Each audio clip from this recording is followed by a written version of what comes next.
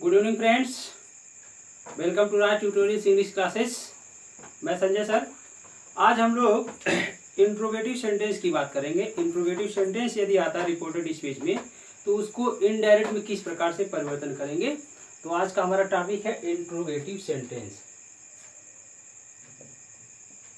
Interrogative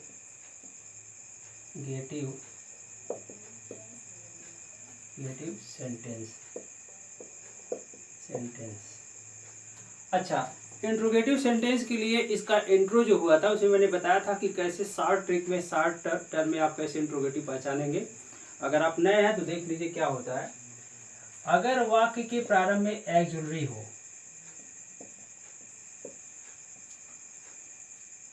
auxiliary verb, और अंत में क्वेश्चन मार्क आता है तो वह इंट्रोगेटिव सेंटेंस होगा। या WH वर्ड या कोई WH वर्ड उसके बाद हेल्पिंग वर्ब हो, हेल्पिंग वर्ब हो, अंत में क्वेश्चन मार्क हो, तो ऐसा वाक्य डेफिनेटली इंट्रोगेटिव सेंटेंस होगा, निश्चित रूप से इंट्रोगेटिव वाक्य होगा। ठीक है, तो आज हम ऐसे ही वाक्य के विषय में बात करने वाले हैं कि अगर रिपोर्टेड स्पीच में कोई इंट्रोगेटिव सेंटेंस आ गया तो उसे इनडायरेक्ट में हम किस प्रकार से परिवर्तन करते हैं। चलिए तो शुरू करते हैं आज का अपना क्लास। ठीक है, तो पहला रूल इसमें देखिए क्या है।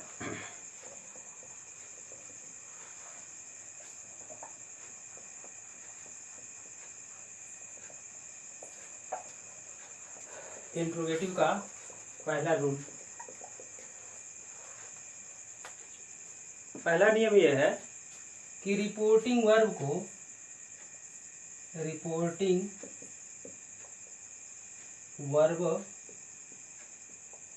सेड को, ये सेड जो होगा, सेड को आप चेंज कर दीजिएगा आस्क्ड में, ये के है, आस्क्ड में या इंक्वायर्ड ऑफ में,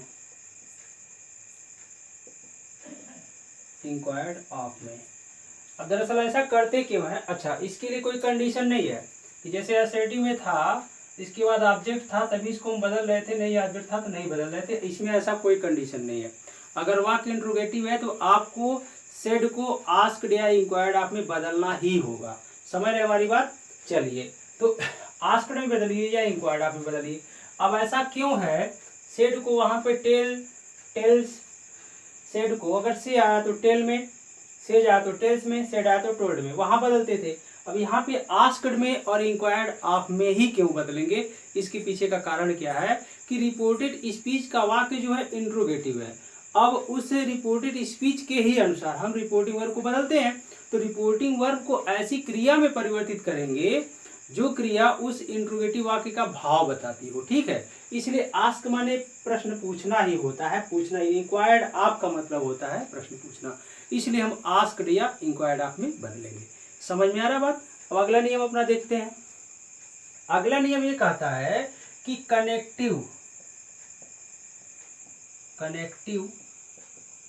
दैट का प्रयोग आपको नहीं करना है।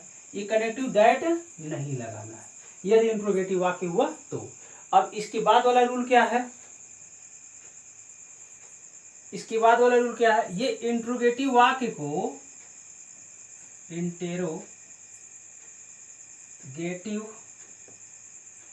सेंटेंस को आपने बदल देना असर्टिव में, असर्टिव सेंटेंस में बदल देना है। ठीक है, अगर वह इंट्रोगेटिव वाक्य है इसको असर्टिव में बदल देना है आपको। ये बेसिक नियम है, ध्यान से सुन लीजिए फिर से। बेसिक नियम में अगर इंट्रोगेटिव वाक्य होगा तो ये सारे नियम लागू होंगे। रिपोर्टिंग वर्ब को हम सेड को आस्क्ड या इंक्वायर्ड ऑफ में बदलेंगे। कनेक्टिव अर्थात दोनों वाक्यों को जोड़ने के लिए दैट का प्रयोग नहीं करेंगे। इंट्रोगेटिव वाक्य को असर्टिव सेंटेंस में बदल देंगे। ठीक है, चलिए अगला नियम देखते हैं।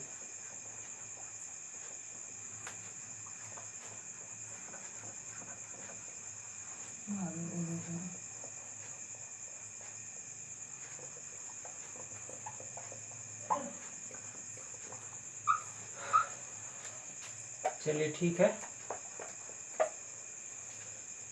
अगला रूल क्या है? अगला रूल ये है कि वाक्य के अंत में ये क्वेश्चन मार्क आता है, उसके जगह पे आपको फुल स्टॉप का प्रयोग करना है। फुल स्टॉप का प्रयोग करना है, ये ऐसे होता है, ठीक है।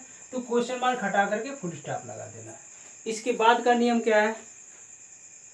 अब इसके बाद कह रहा है कि जैसे असर्टिव सेंटेंस में आप टेंस संबंधी परिवर्तन कर रहे थे, प्रोनाउन संबंधी परिवर्तन कर रहे थे, जो वर्ड्स नियरनेस ऑफ टाइम या नियरनेस ऑफ पोजीशन बता रहे थे, अर्थात समय और स्थिति की नजदीकता बताने वाले शब्दों में परिवर्तन कर रहे थे, वो सारे परिवर्तन उसी तरह से स्वेच्छा रूप से होते रहेंगे, ठीक है ना। तो अगला नियम ये है कि टेंस संबंधी परिवर्तन, टेंस संबंधी परिवर्तन, प्रोनाउन संबंधी परिवर्तन, प्रोनाउन संबंधी परिवर्तन, words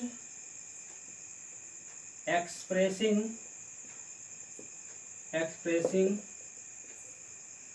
nearness of time, nearness of time और पोजीशन इन सब का परिवर्तन जैसे असर्टिव में होता आ रहा है, आपको उसी तरह से करना है। तो ये था बेसिक नियम, ठीक है। अब आपको चलते हैं आगे, कैसे हम बदलेंगे उसे देखिए। तो बदलने से पहले हमें ये मेमोराइज करना पड़ेगा, थोड़ा सा रिवाइंड करना पड़ेगा, थोड़ा सा फ्लैशबैक में जाना होगा कि इंट्रोगेटिव वाक्य कितने तरह का होता है, कितने तरह का होता है। उस हिसाब से अगर वो हम अच्छे से दोहरा लेते हैं तो हमें समझ में आ जाएगा कैसे हम चेंज करेंगे। तो इंट्रोगेटिव होता है आपका दो तरह से। इंट्रोगेटिव वाक्य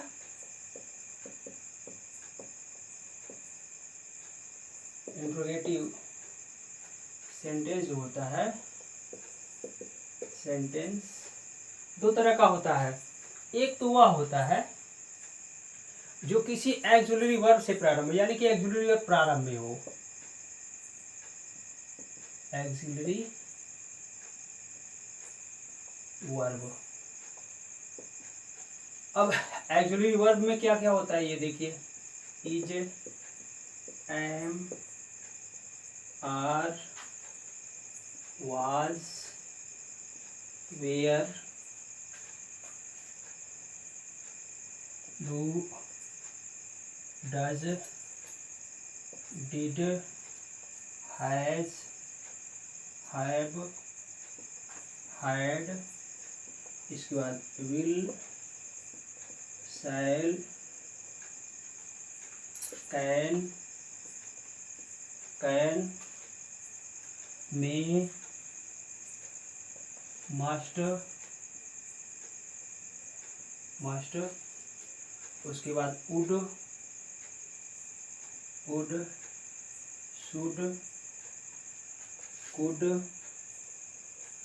कुड, माइट,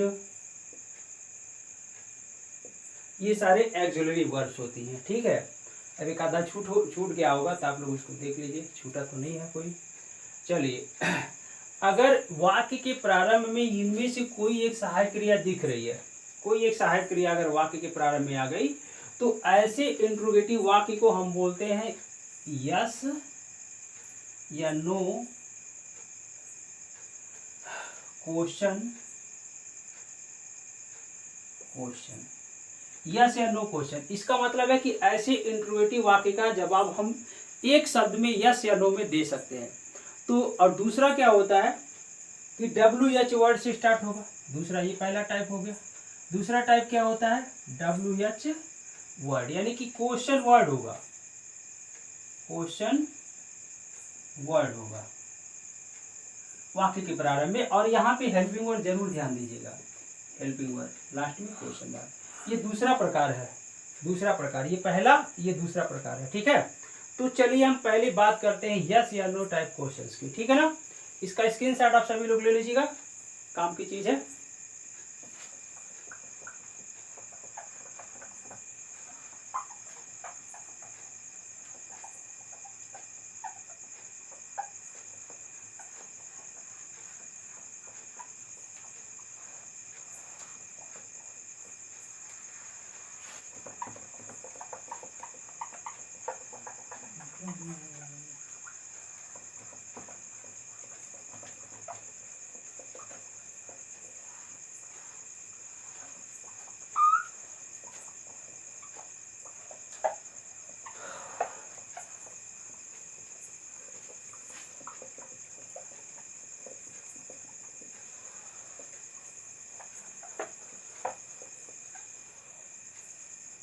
चलिए, तो पहला नियम उन क्रियाओं के लिए सबसे पहले मुद्दा यहाँ पे ये आता है कि हम क्या करें, कैसे इंट्रोगेटिव को असर्टिव में बदलें। तो आपको 3 सहायक क्रिया याद रखनी है, ध्यान दीजिए।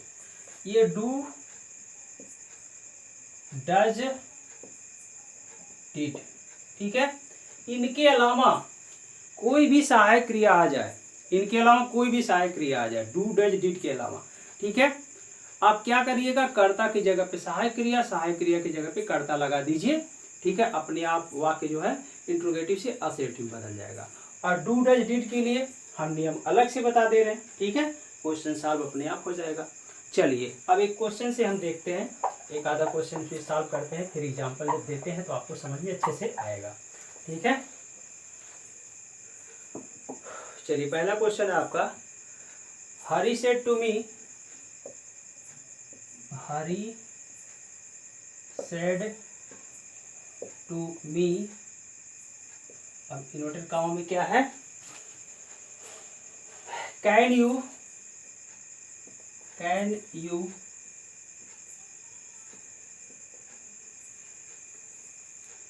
spare some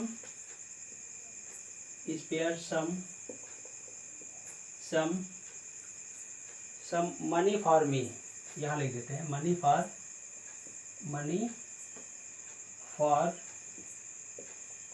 me, यहाँ पे क्वेश्चन मार्क मैंने लगा दिया। अब देखिए, इंट्रोगेटिव है ये वाक्य, पकड़ना बेहद ही आसान है। ये देखिए, सहायक क्रिया कैन आ गई, लास्ट में क्वेश्चन मार्क, पूरा पढ़ने की आवश्यकता नहीं है, इंट्रोगेटिव 100%। अब चेंज करेंगे, सबसे पहला काम, इस सेड को आस्क्ड में बदल देते हैं, हो जाएगा हरी आस्क्ड। यहाँ पे क्रिया ऑप्शनल है, आप आस्क्ड लिखिए या इंक्वायर्ड आप लिखिए, ठीक है।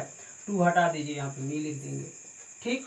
अच्छा, अब अगर प्रश्नवाचक वाक्य किसी सहायक क्रिया से शुरू हो रहा है तो दोनों वाक्यों को जोड़ने के लिए कनेक्टर हम इफ या वेदर लगाएंगे। इस चीज का ख्याल रखिएगा, इफ या वेदर, इफ या वेदर लगाएंगे। ये लिख देते हैं, इफ या वेदर, इफ या वेदर, इफ या वेदर लगा देते हैं, इफ या वेदर लगा देते हैं, ठीक है।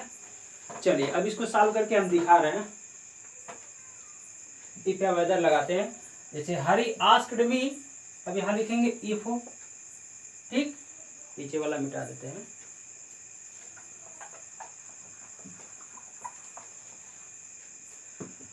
इफ, अब देखिए, डू डज तो नहीं है, ये रहा सब्जेक्ट आपका, ये रही सहायक क्रिया। तो मैंने यही बात तो करी है, कैन को यू की जगह पर, यू को कैन के जगह पर, बस सिंपल सी चीज है। ये बन गया आपका असर्टिव, हो गया you can spare some money for me, clear है ना।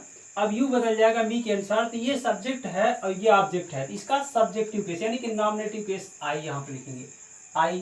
कैन का कुड हो जाएगा, कुड, ठीक है। Spare some money,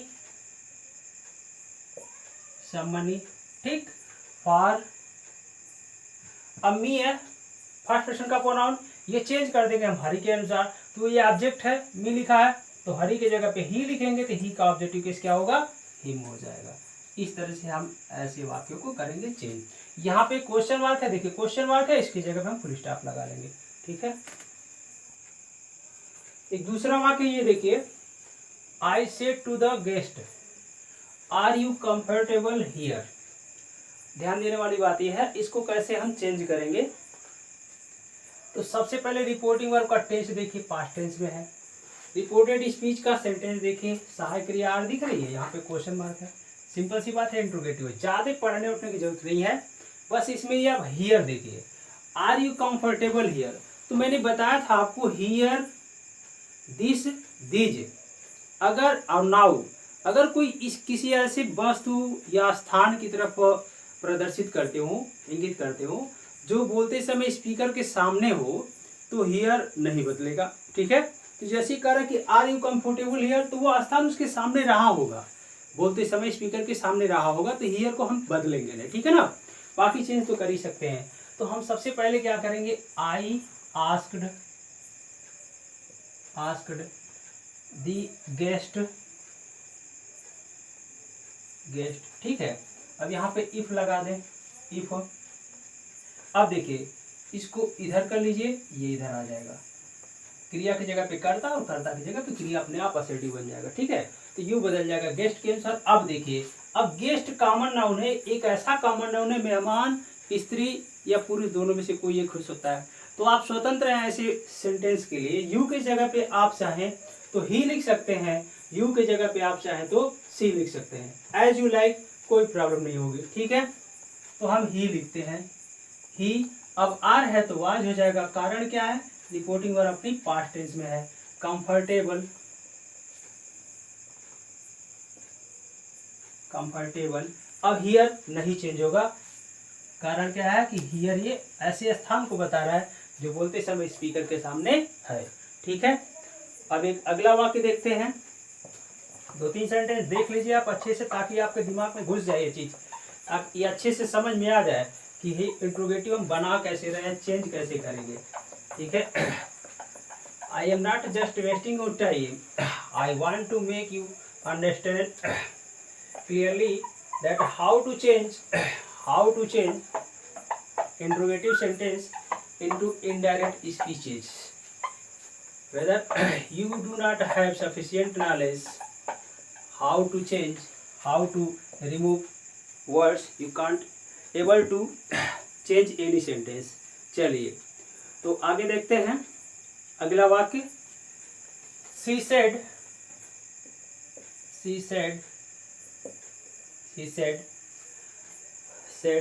to me, कामा लगा दिया मैंने। अब अगला इसका रिपोर्टेड स्पीच क्या है, are you well,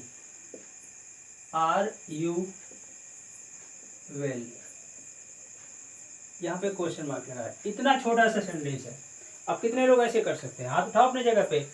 he said to me are you well, अब क्या करेंगे, पास्ट टेंस में इसका टेंस बदलेगा, देखिए सहायक क्रिया मिल गई, करता हो गया, रिप्लेस कर दीजिएगा तो हो जाएगा सी आस्क्ड मी। इफ लगाएंगे करेक्टर, क्यों, सहायक क्रिया से शुरू है तो इफ लगा दीजिए, इफ हो। अब यू बदल जाएगा आई, ये मी के अनुसार हो जाएगा आई, क्यों आई होगा, मी क्यों नहीं, क्योंकि यू नॉमिनेटिव केस में है और मी ऑब्जेक्टिव केस में है। तो जब इसके अनुसार हम इसे बदलेंगे तो यू ये आई का इस मी का नॉमिनेटिव केस ही लिखेंगे, कारण क्या, नॉमिनेटिव केस में है, ठीक है। वाज वेल, ऐसे ये बनेगा, ठीक है। एक और क्वेश्चन है मेरे पास, उसे देखते हैं। द टीचर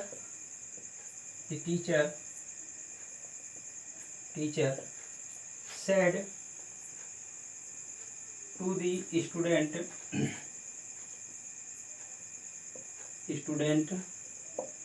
student, यहाँ कामा लगा लेते हैं। अब have you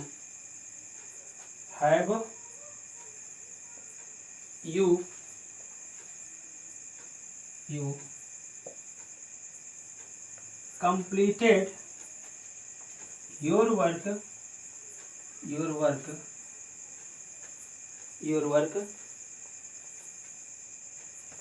यहाँ पे क्वेश्चन मार्क मैंने लगा दिया, इन्वर्टेड कॉमा क्लोज लगा दिया, ठीक है। Teacher said to the student have you completed your work, यहाँ पे देखिए सहायक क्रिया हैव आ गई, लास्ट में क्वेश्चन मार्क है, ये और बढ़िया से लिख देते हैं, क्वेश्चन मार्क है, ये इंट्रोगेटिव सेंटेंस है, सिंपल सी बात है। अब ये सेड देखिए पास्ट टेंस में, कारण क्या है, इसके पहले कोई सहायक क्रिया नहीं आई है, तो हम चलिए चेंज कर देते हैं। तो क्या करेंगे, यू की जगह पे हैव और हैव की जगह पे यू लगा देगा, असर्टिव सेंटेंस अपने आप हो जाएगा। अब हम लिखेंगे ऐसे हो जाएगा, द टीचर, अब सेड की जगह पे आस्क्ड हो जाएगा, आस्क्ड, ठीक, आस्क्ड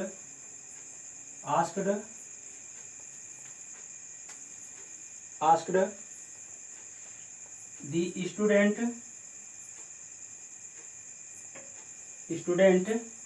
इफ, अब यहाँ पे यू हो गया तो अब स्टूडेंट के अनुसार चेंज करेंगे, फिर हमारे पास ऑप्शन मिल गया। अब स्टूडेंट लड़का लड़की दोनों में से हो सकता है, तो आपकी मर्जी, आप चाहे ही लिखिए, आपकी मर्जी चाहे सी लिखिए, दोनों में से किसी एक को लिख सकते हैं आप, ठीक है।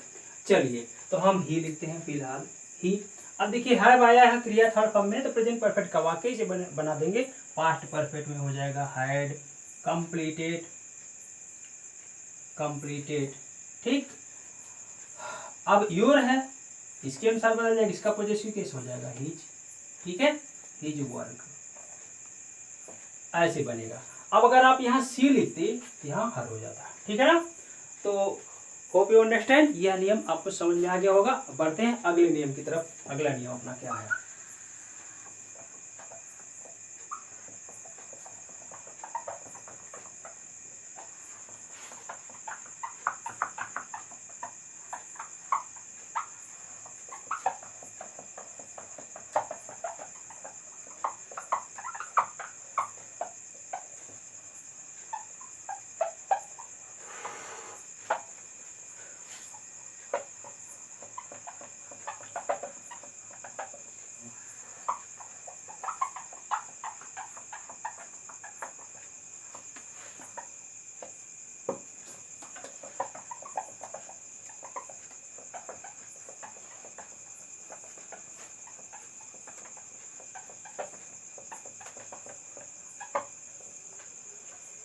चलिए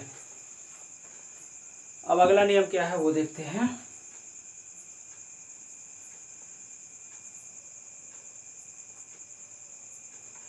अगला नियम है अपना, यदि रिपोर्टेड स्पीच का वाक्य सहायक क्रिया डू या डज से प्रारंभ हो और इनके बाद नॉट या ऐसा कंडीशन हो सब्जेक्ट के बाद नॉट नहीं आया है। गौर से सुनिएगा, यदि रिपोर्टेड स्पीच का वाक्य सहायक क्रिया डू या डज से प्रारंभ है और ये डू डज के तुरंत बाद नॉट का प्रयोग, तो नॉट ऐसे नहीं आता है, ये शॉर्ट फॉर्म में लिखा होता है, ऐसे होता है। ठीक है, तो हो जाएगा डोंट डजंट। ठीक है ना, तो ये दो तरह से होता है इस तरह का सेंटेंस। यदि रिपोर्टेड स्पीच का वाक्य सहायक क्रिया डू या डज से प्रारंभ हो, उसके बाद नॉट नहीं आया है या सब्जेक्ट के बाद नॉट नहीं आया है, तो हम क्या करेंगे, वाक्य में से सहायक क्रिया डू या डज को हटा देंगे। ठीक है, डू या डज को हटा देंगे और वाक्य में आई हुई मुख्य क्रिया के फर्स्ट फॉर्म को सेकंड फॉर्म में बदल देंगे। ठीक है, इस प्रकार से हम उसे चेंज करेंगे। अब इसका दो एग्जांपल देख लीजिए।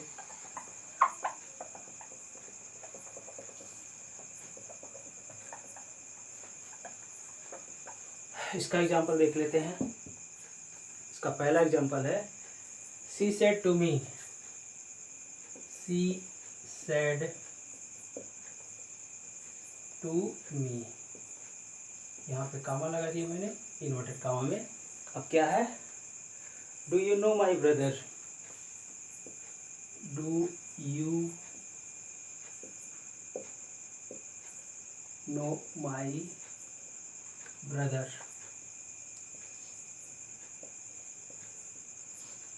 यहाँ पे क्वेश्चन मार्क लगा दिया हमने।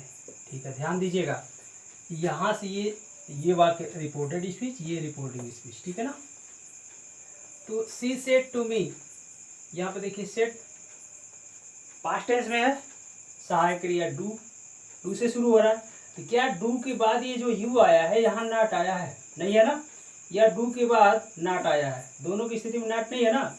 अब ऐसी स्थिति में इसे असर्टिव बनाने के लिए हम करेंगे क्या, दो तरह से हम सॉल्व कर सकते हैं। असर्टिव बनाते समय डू को हटा दीजिए, अपने आप वो वाक्य असर्टिव बन जाएगा। ठीक है, अच्छा, जब इसे इनडायरेक्ट में चेंज करेंगे आप, तो ये डू को हटा देंगे, इस क्रिया को सेकंड फॉर्म में बदल देंगे, बाकी अन्य सारे परिवर्तन होंगे। कब ये करेंगे सेकंड फॉर्म में, कब बदलेंगे? अगर ये रिपोर्टिंग और पास्ट टेंस में हुआ तो, अगर फ्यूचर या प्रेजेंट टेंस में होगा तो इसका टेंस नहीं बदलेंगे, इसे केवल हटा देंगे।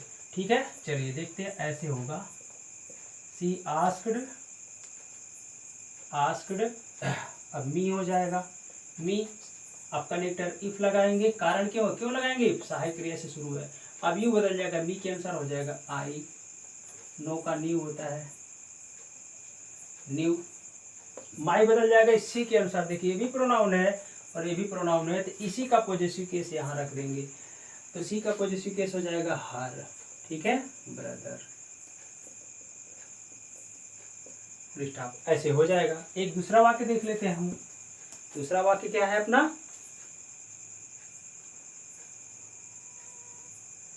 The teacher said to her, the teacher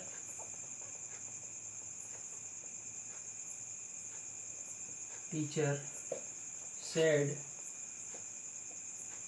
to her, यहाँ कामा, इन्वर्टेड कामा यहाँ लगा दिया। आगे क्या है,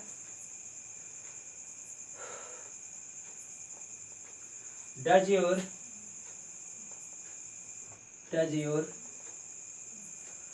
ब्रदर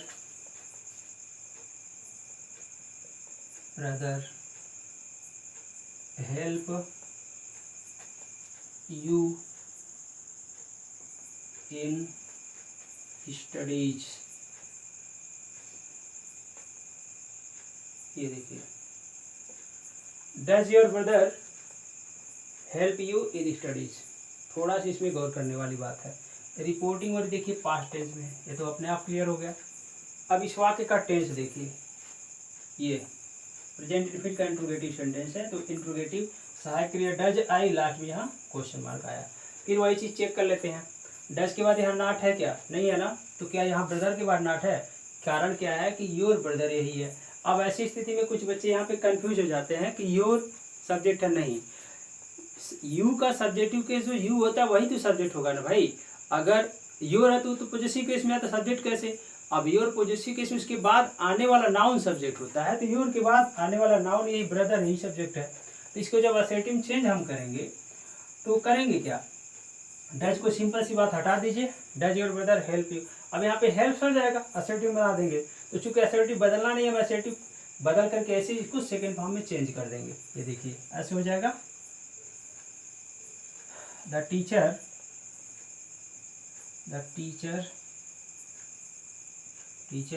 अब यहाँ आस्क्ड हो जाएगा, आस्क्ड हर, टू हट जाएगा, इफ लगा देंगे, इफ।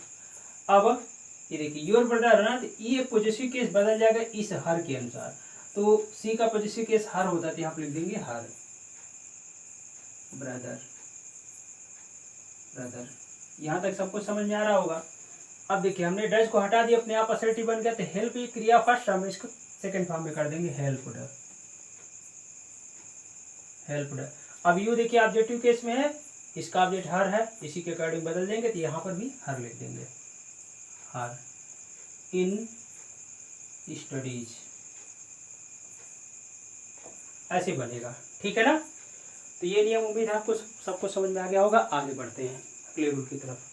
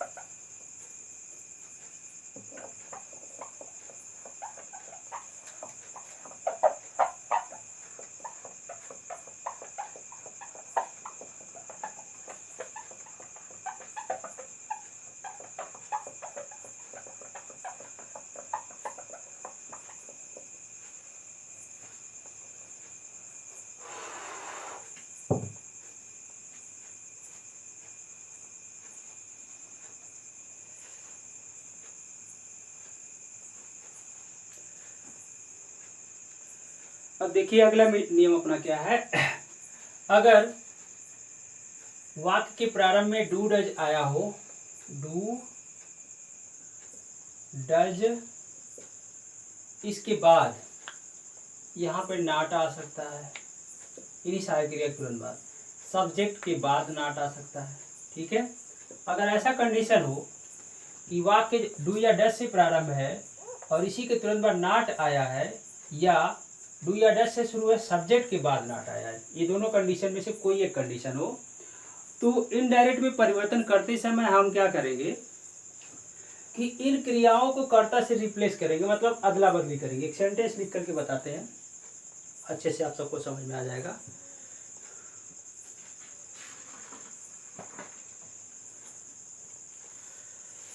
जैसे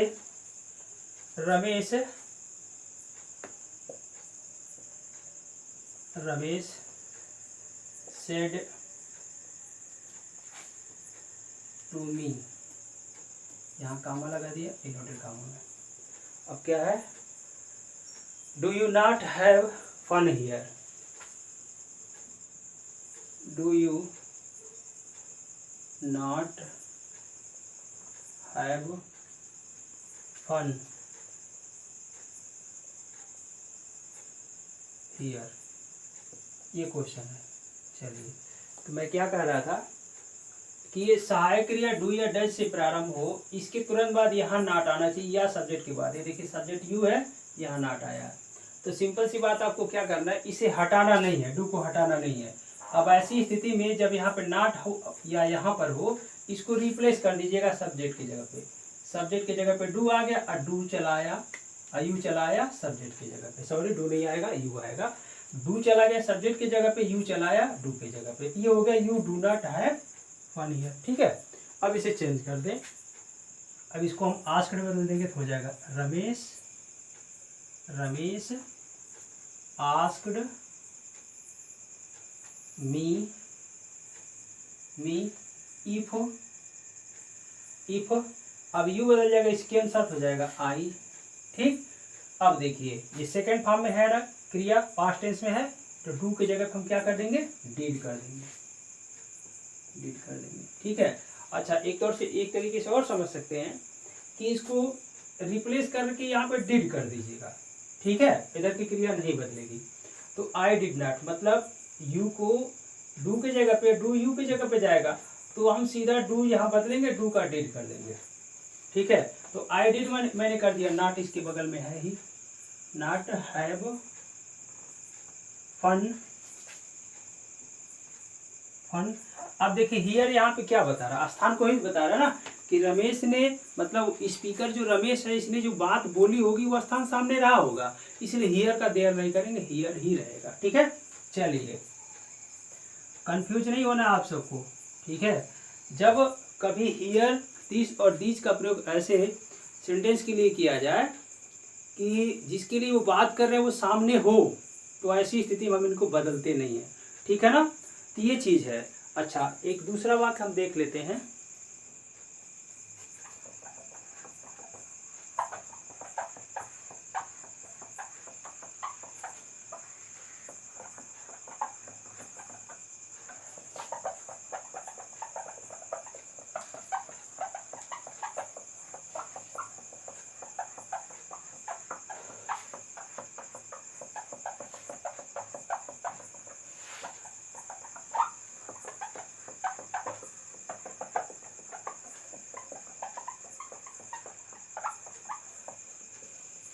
एक दूसरा वाक्य हम देख लेते हैं।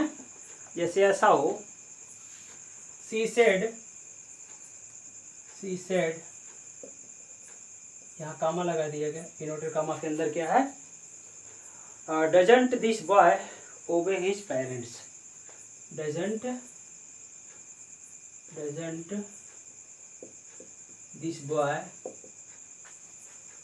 बॉय ओबे हिज पेरेंट्स,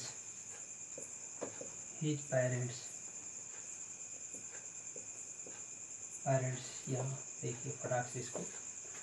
अब रिपोर्टिंग और पास्ट टेंस में इसका टेंस बदलेगा, यहाँ देखिए डजंट दे दिया ना। अब इस वाक्य का सब्जेक्ट कहाँ है, दिस बॉय है, तो ये दिस बॉय, अब दिस बॉय यहाँ पे भी ट्रिक है, ध्यान दीजिएगा। अगर दिस सब्जेक्ट का काम